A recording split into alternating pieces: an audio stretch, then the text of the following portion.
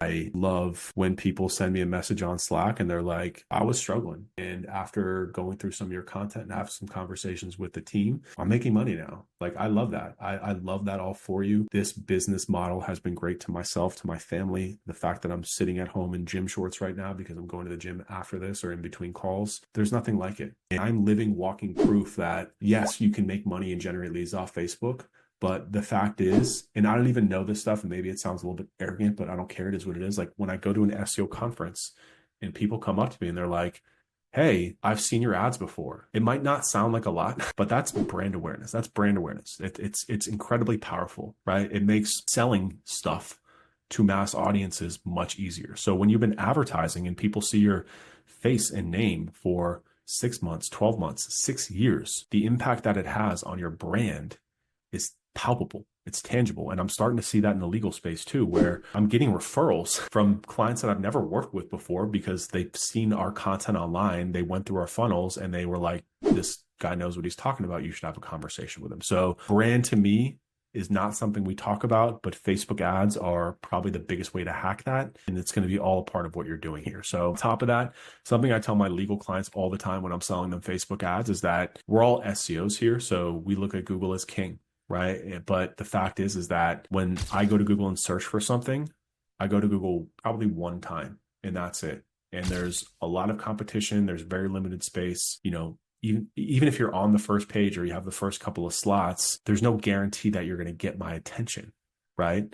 But at the same time, the same person who was searching in Google then goes to Instagram and Facebook 20, 30 times a day, WhatsApp as well, you know, so that same audience that's going to Google is only going there once, maybe twice to refine a search, but they are checking Instagram and Facebook so many times a day. So what that means, it means there's more inventory and there's more opportunities to get in front of your audience.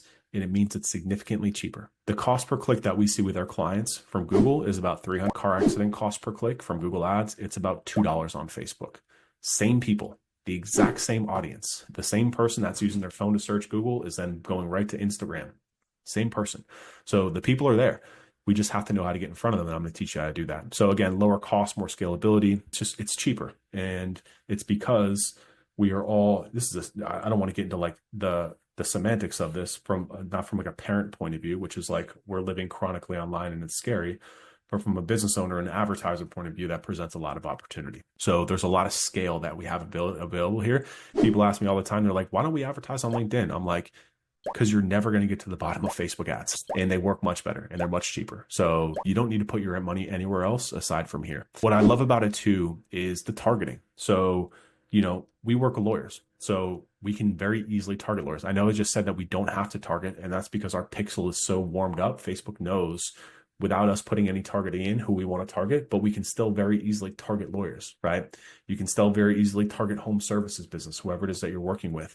And if you can't, that's okay too, because Facebook, like if you're trying to target, let's say like a software, like software companies, right? Maybe there's no targeting option for that. I don't know.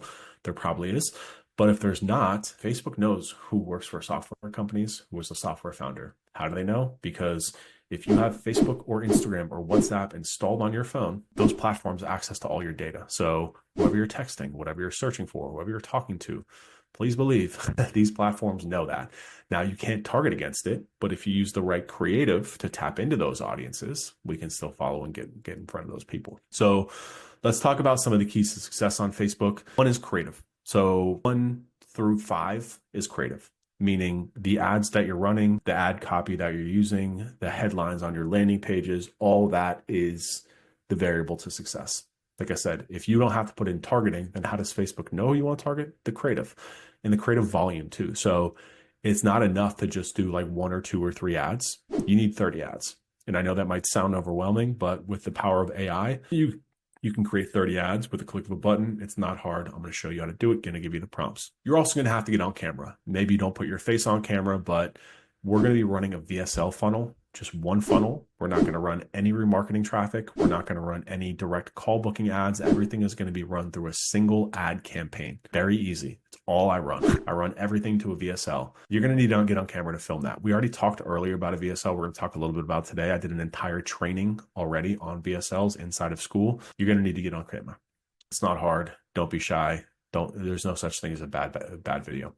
Sales is important, because the traffic here is lower intent. You're going to have to sift through, but there's some auto qualification things that we can do. And again, I don't have a sales team. I take 100% of our sales calls, but I'm only getting on calls with people that I know are qualified because I have a very quick manual and automatic process that I can use to filter through bad leads that I know are just not going to be a good use of my time. So I'll help you develop what that looks like, that criteria for you. Got to be open and agile to testing.